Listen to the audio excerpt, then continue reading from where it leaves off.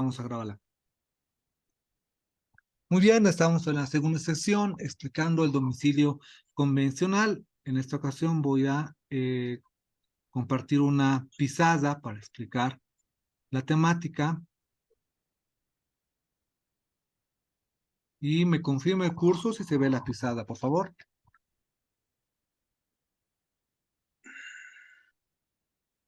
¿Se logra ver una pizarra? Sí. Sí, doctor, está en blanco. Muy bien. Entonces vamos a explicar el domicilio convencional. Primero, para explicar el domicilio convencional, necesito saber qué es una convención o qué es lo convencional. ¿Alguien de ustedes sabe qué es convención? ¿Qué es lo convencional? Son aquellos acuerdos entre partes, ¿sí? Este acuerdo entre partes puede estar establecido en un... Contrato. Muy bien, establecido en un contrato.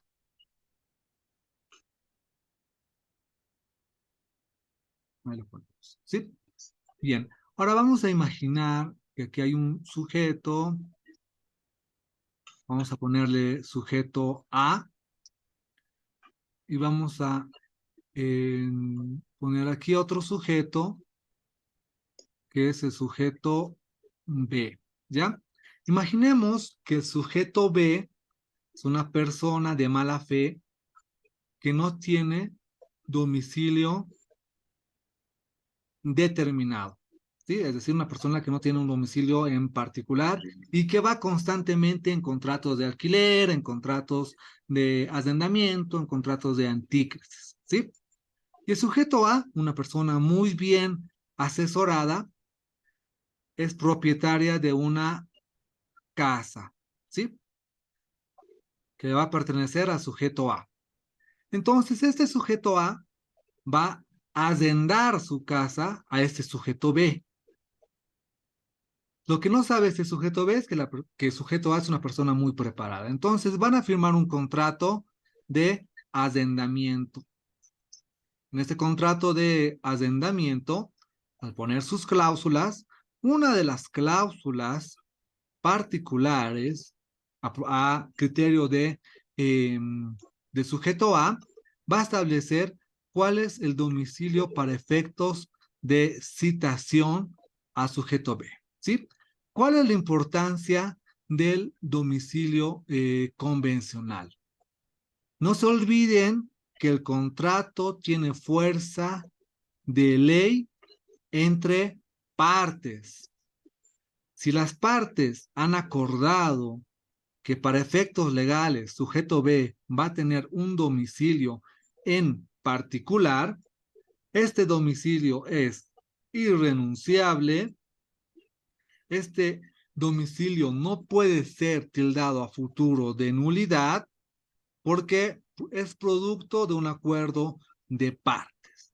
Por más de que el domicilio haya sido falso o el domicilio del sujeto B haya sido un dato falso, al mismo tiempo que el domicilio constituye ley entre partes, la responsabilidad que asume o la responsabilidad de asumir ese dato falso va en contra de B. B no podría alegar en el futuro estos famosos incidentes de que no se le ha citado o notificado en el domicilio en el cual vive, porque su domicilio es un domicilio convencional. Por eso es tan importante en los contratos de arrendamiento, en los contratos de anticrético, establecer el domicilio en el contrato. En otras palabras, si el domicilio está descrito en el contrato, en un proceso judicial no se puede utilizar como argumento que esa persona ya no vivía así. Aún así, esa persona no viva ahí y se ha realizado la citación, pues no puede alegar en un futuro indefensión, no puede alegar en un futuro que se le ha citado en otro domicilio por un simple hecho, que el domicilio es producto de un contrato. No sé si ahora ha quedado un poco más claro, Jenny. ¿Está conectada Jenny? Bueno, haz de eso de curso. No sé si les ha parecido más claro esa explicación. También creo que eso estaba preguntando igual Elizabeth.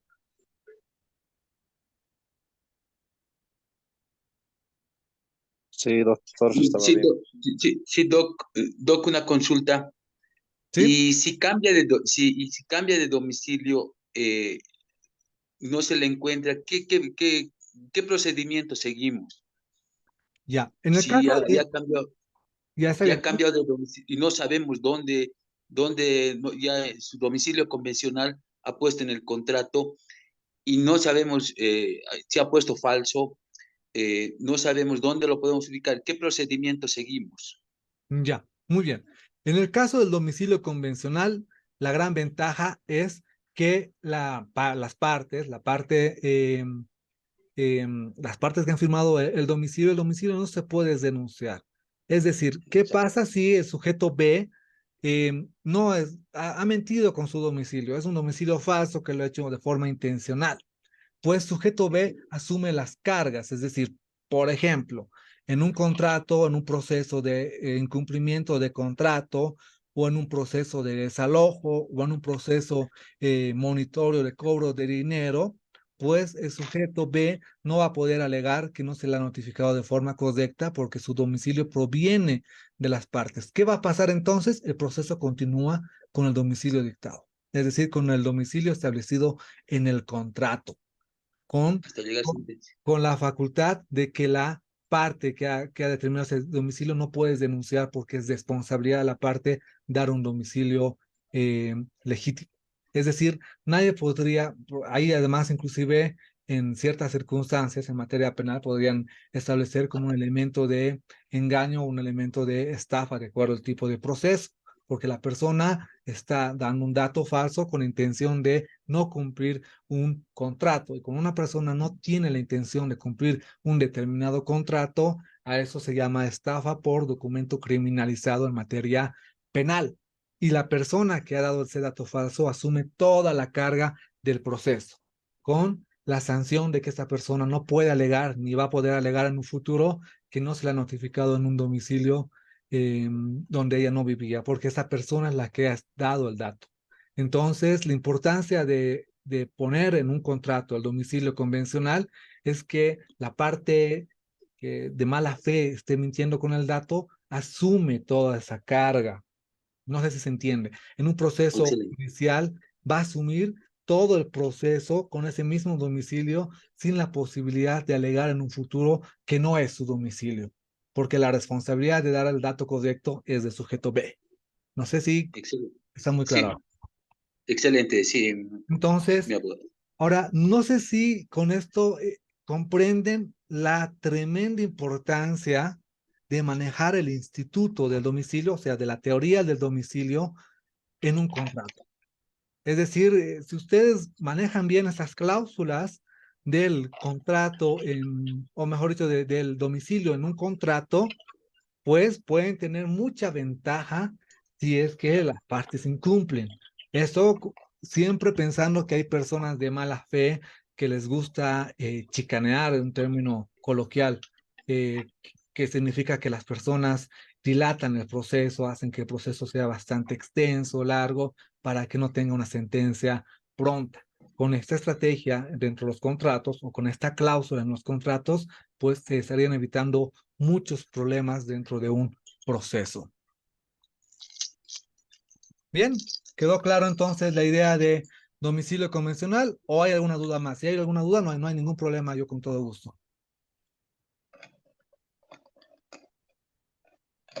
Dos preguntas, dice Jenny. Una persona que vive a ver, vamos a ver aquí en el chat. Ya.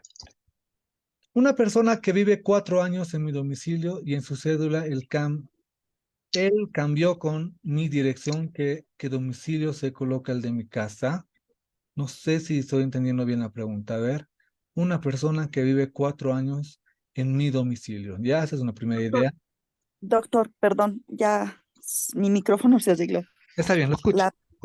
La pregunta es la siguiente. Si una persona que ha vivido 4 años en mi casa en anticrético, obviamente al segundo año cambió su cédula con mi dirección y renovamos el contrato y en su cédula ya tiene mi dirección, ¿se coloca esa dirección o él Sí, me tiene que dar otra como convencional? ¿Por qué? Si coloca la dirección de mi casa, la persona se va y me hace, qué sé yo, tengo un problema de que voy a poner que salió de mi casa, le devolví el dinero y me ha dejado con muchos daños, digamos, al inmueble, pero no sé dónde se ha ido a vivir. Entonces, yo voy a poner el domicilio en el proceso, el domicilio de mi propia casa. Muy buena ¿Eso vale? pregunta. Le entiendo, Jenny, muy buena pregunta. Por eso hay dos tipos de domicilio. Uno es el domicilio real. En el caso de que no haya un domicilio convencional y haya el domicilio real, pues el domicilio real, no se olviden que el domicilio real es donde la persona actualmente ejerce sus actividades personales, donde la persona duerme, donde la persona pernocta, bueno, es el mismo término, donde la persona come, se asea. Entonces, el domicilio ideal es ese lugar específico donde esa persona vive. Entonces, cuando esa persona firma el contrato de anticrético por 4 años, estamos presumiendo que esa persona vive en ese espacio. Para efectos del derecho, ese lugar es su domicilio real. ¿Qué diferencia hay con el domicilio convencional?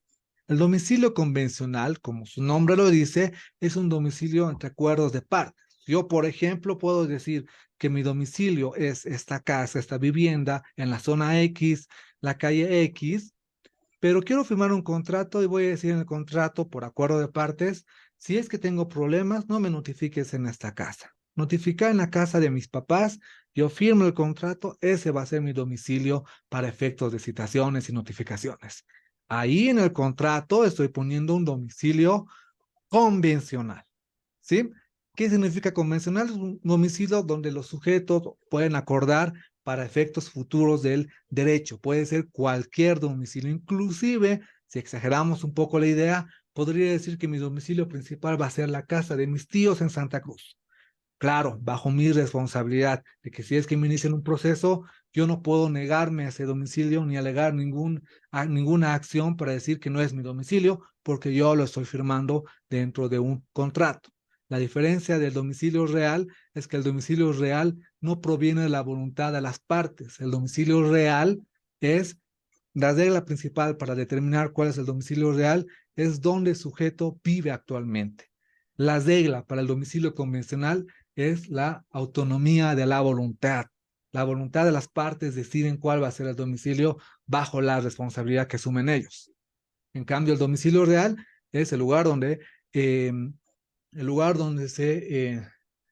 vive actualmente. Ahora, si usted no pone la cláusula del domicilio convencional, pues se presume que se va a hacer la citación, notificación de un proceso en el domicilio real o en el último domicilio conocido.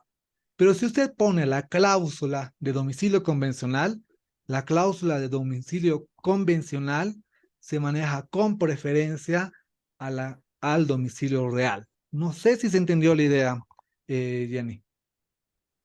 Ahora sí, doctor, gracias. Muy bien. Bien, entonces ahora vamos con el siguiente domicilio. Hasta aquí todo claro. ¿Alguna consulta, alguna duda más? Claro. Bien. Entonces vayamos al siguiente. Domicilio fiscal. Bueno, por imaginación, yo creo que pueden deducir qué significa domicilio fiscal. Domicilio fiscal va a ser aquel lugar donde puede ser un espacio laboral o puede ser la propia vivienda. Normalmente ese domicilio fiscal, las personas que emiten factura, que trabajan con el fisco, con los impuestos nacionales, pues eh, son los que van a determinar el domicilio fiscal. ¿Sí? Es muy importante el domicilio fiscal porque para efectos de impuestos nacionales es el domicilio válido. Bien, vamos con el siguiente, domicilio especial. ¿Qué es el domicilio especial? Domicilio especial, y dentro del domicilio especial vamos a encontrar varios. No sé si han escuchado esto. Para efectos de notificaciones, señalo la Secretaría de su digno despacho, que es un enunciado que se utiliza mucho en cartas, en memoriales. El domicilio especial, también que puede ser dentro del domicilio especial, vamos a encontrar también el domicilio procesal, que es el más conocido, es el ejemplo más conocido, es aquel domicilio para ciertas circunstancias, para ciertas actividades. El domicilio fiscal podría entrar dentro del domicilio especial, pero les pongo con un ejemplo. Si yo quiero, yo, abogado, estoy patrocinando a mi cliente tiene un domicilio real, pero yo como abogado tengo la obligación para decirle al juez cuál es mi domicilio procesal. Ahora yo les hago una consulta. ¿Ustedes creen que el domicilio procesal puede estar en cualquier espacio, a cualquier distancia? ¿O creen que en materia civil tiene que haber ciertas características para que el domicilio procesal sea aceptado? ¿Qué creen?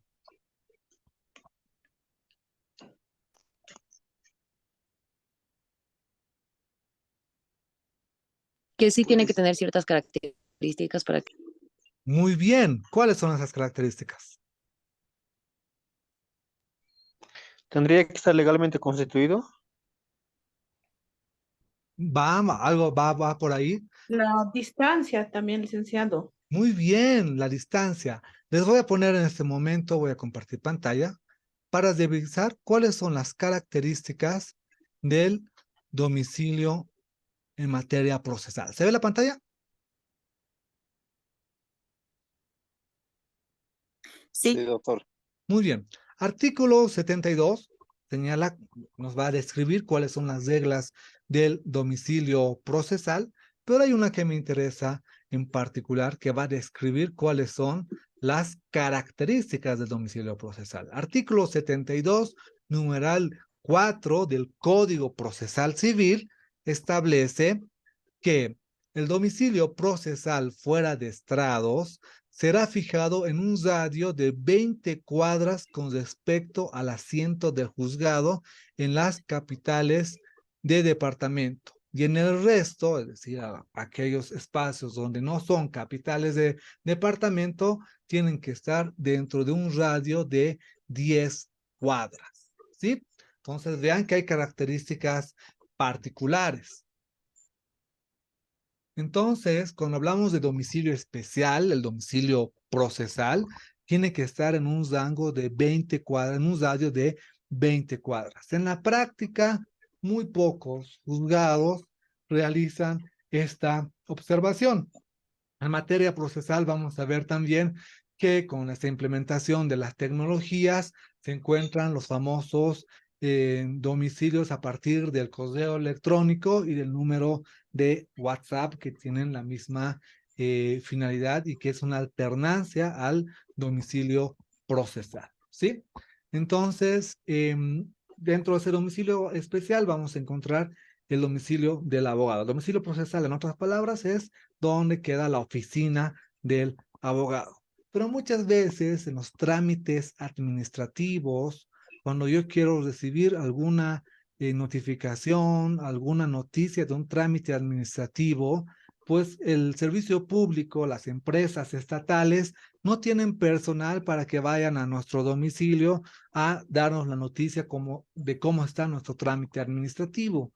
Entonces se utiliza una cláusula o un enunciado muy popular en esas circunstancias. Señalo como domicilio especial la secretaría de su digno despacho. En otras palabras, les estoy diciendo a la administración pública que para cualquier efecto de citación o cualquier efecto de notificación, voy a ir a la oficina a averiguar si el trámite ha salido y si es que ha salido, voy a firmar haciendo constancia de la citación. Es decir, estoy señalando que todas las noticias me las tienen que dar en la propia oficina. No sé si se está entendiendo esta última idea. Es decir, podemos poner ese enunciado. Elizabeth, ¿sí? Sí, le decía, sí, le Ya, estamos muy bien.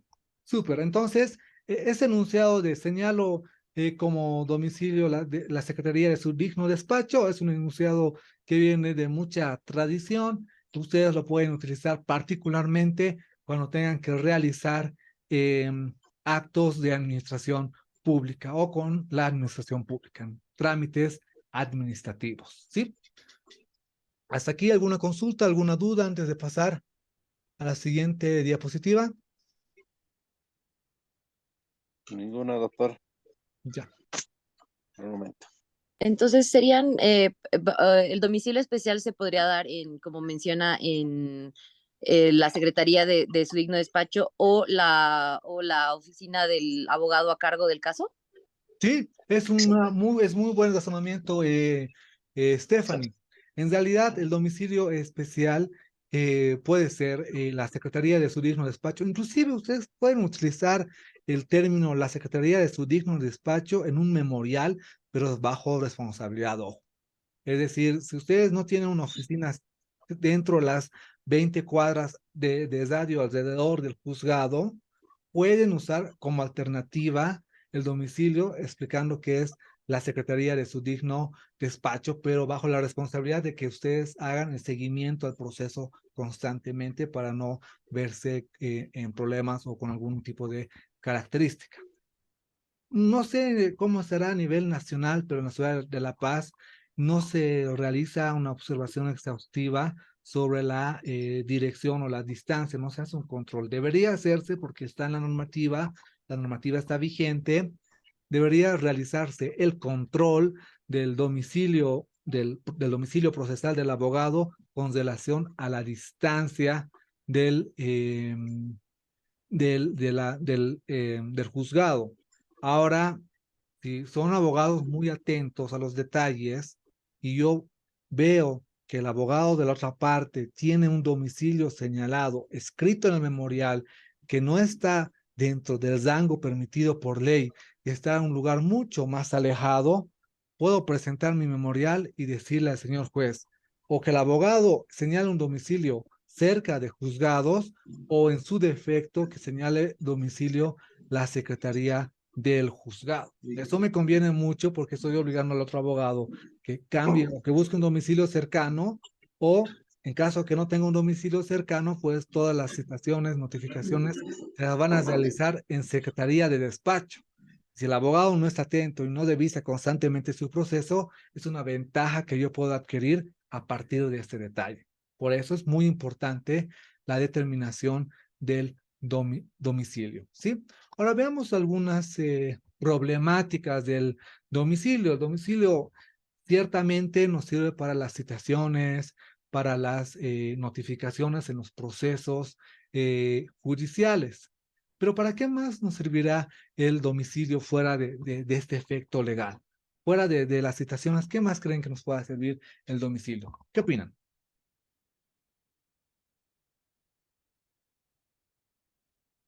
¿Cuál creen que es la importancia fuera de la funcionalidad que tiene el domicilio en materia jurídica? El domicilio en materia jurídica nos va a determinar el establecer dónde una persona puede ser citada o dónde pueda una persona ser notificada.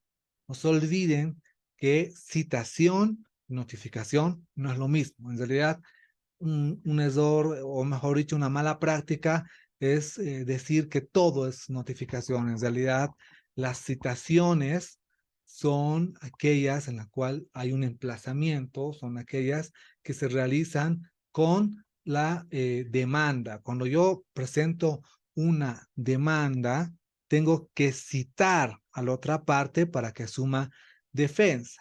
Después de que asuma defensa, los demás actos procesales los tengo que notificar a la persona porque la persona ya tiene conocimiento que es parte de un proceso. Solamente se citan en materia procesal civil las demandas y las sentencias. El término correcto es citar, citar con la demanda o citar con la sentencia de acuerdo a las circunstancias. Y los demás actos son notificaciones propiamente dichas. Muchas veces el lenguaje o la tradición del lenguaje hacen pensar a los abogados que todo es notificación, pero hay una diferencia abismal entre notificación y citación. Las citaciones tienen que ser en domicilio real. Ahí utilizamos el término correcto. Domicilio real es donde esa persona vive habitualmente.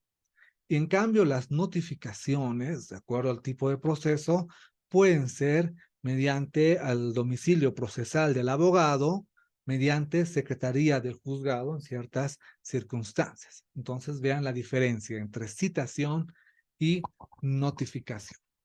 Pero les preguntaba, ¿qué necesidad o qué importancia más tiene el domicilio? El domicilio tiene la importancia de determinar la famosa jurisdicción. Es decir, van a encontrarse con este tipo de contextos. La persona que yo quiero demandar vive en Santa Cruz, vive en Sucre, vive en Potosí, yo vivo en La Paz, yo sé que vive en otro departamento y ¿qué hago con el tema de la jurisdicción? ¿Presento mi demanda en Santa Cruz, en Potosí, o presento mi demanda en La Paz? Todo eso problema se genera a partir del domicilio. Depende de las circunstancias del proceso, la mayor tendencia en materia civil, pues cuando se tiene el domicilio conocido, con preferencia se toma el domicilio del demandante como parte de la jurisdicción. ¿Qué quiere decir eso? Que si yo sé que la persona a la que quiero demandar está en Santa Cruz, está en Potosí o está en Sucre, pero yo no puedo estar viajando hasta Sucre para hacer seguimiento de un proceso, pues puedo iniciar mi proceso en La Paz y mediante comisiones instruidas u órdenes instruidas, depende de las circunstancias, puedo solicitar al juzgado del departamento de Santa Cruz, de Potosí, de Sucre, que realice la citación al domicilio. Otro de los efectos jurídicos del domicilio tiene que ver mucho con la conciliación. ¿Sabían ustedes que en materia civil la conciliación es obligatoria en todos los tipos de proceso, salvo las excepciones por ley? Una de las excepciones más conocidas es en los procesos ejecutivos, monitorios de cobro de dinero. Ahí la conciliación es optativa, pero en la mayor parte de los procesos civiles la conciliación es obligatoria. ¿Qué quiere decir eso? Yo no puedo iniciar mi proceso civil si antes no tramito la conciliación judicial. Entonces, el domicilio tiene una excepción con relación a esta regla.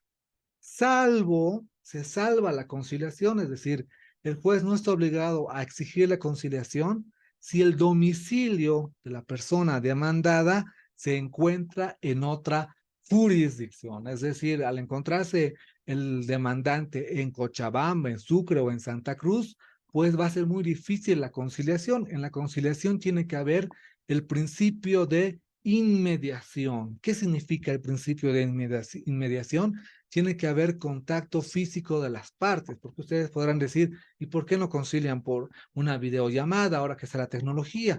No, porque en la conciliación el juez conciliador tiene que ver el estado natural de las partes, cómo están, si hay presión. Cuando el juez observa las partes, inclusive puede deducir si las partes están presionadas, existe odio, hay voluntad de conciliar o no conciliar.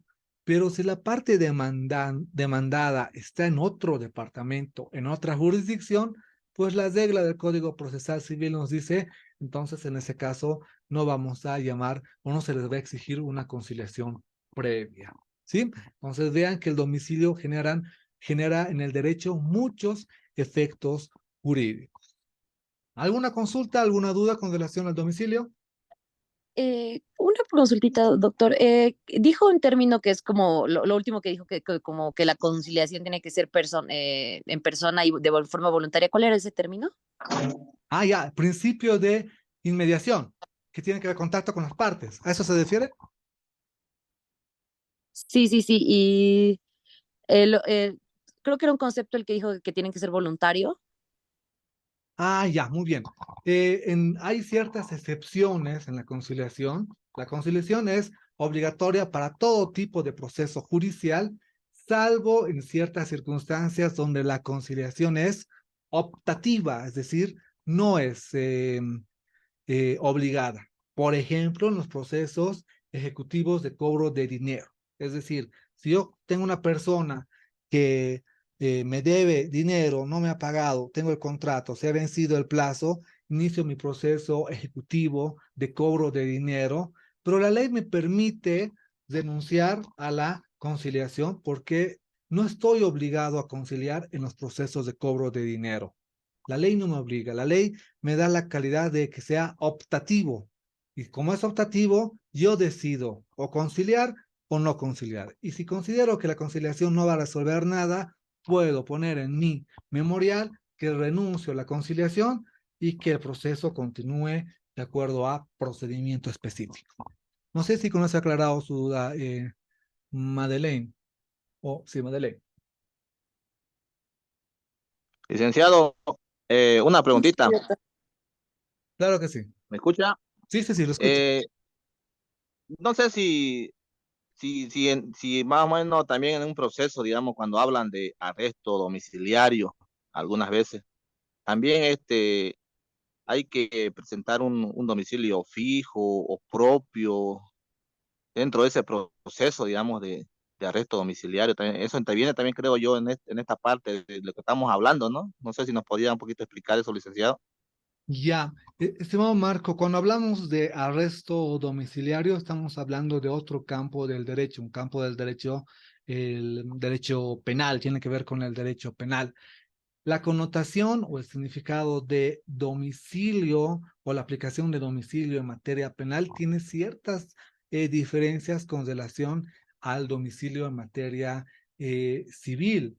Por ejemplo, el arresto domiciliario, pues en materia penal se tendrá que demostrar la relación del sujeto con el domicilio, ya sea un contrato de arrendamiento, ya sea un contrato de anticrético o ya sea que es el propietario de ese domicilio real, que en realidad el domicilio real también se aplica en materia penal.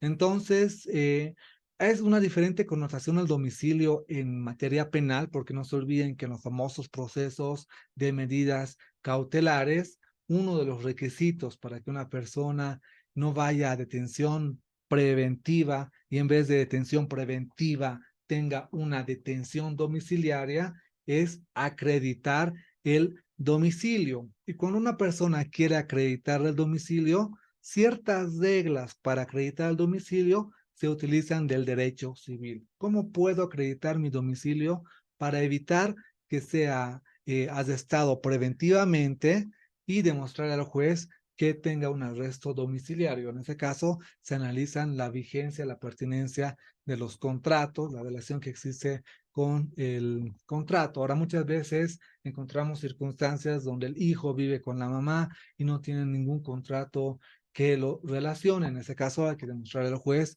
que la mamá es la propietaria y que el hijo vive con la mamá, y son varios detalles. Entonces, es otra connotación, es otra perspectiva que tiene el domicilio en materia penal, pero si lo relacionamos con civil, tiene que ver mucho con la pertinencia de los contratos. No sé si se entendió la idea, estimado Marco.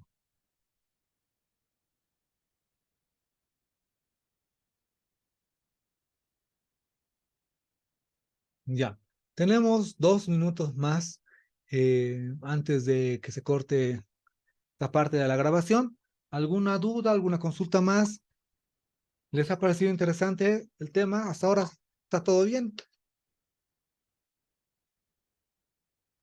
¿O ya no se escucha el audio? Ahí está. Daniel. No, sí, Lice, está bien, perfectamente, se entendido.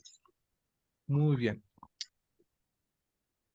Ya. Si no hubiera ninguna pregunta más antes de que se corte la señal, vamos a volver a una tercera parte de la clase, pero esta tercera parte ya va a ser para concluir algunos detalles más sobre el domicilio, que no va a ser más de 5 o 10 minutos, y voy a estar unos 5 minutos más para consultas extra curriculares. Ahí pueden hacer consultas fuera de clases. No se va a grabar esta sesión, desde luego, esa parte de la sesión. Siempre hago esos pequeños espacios para aclarar algunas dudas, algunas circunstancias administrativas con la universidad, lo que ustedes gusten, ¿sí?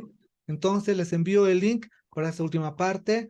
Concluimos la clase con unos 5 o 10 minutos más y vamos a dar unos 5 minutos más para una especie de tribuna libre en la cual pueden tocar temas de cualquier naturaleza, ¿sí? Entonces les envío en un minutito el último link.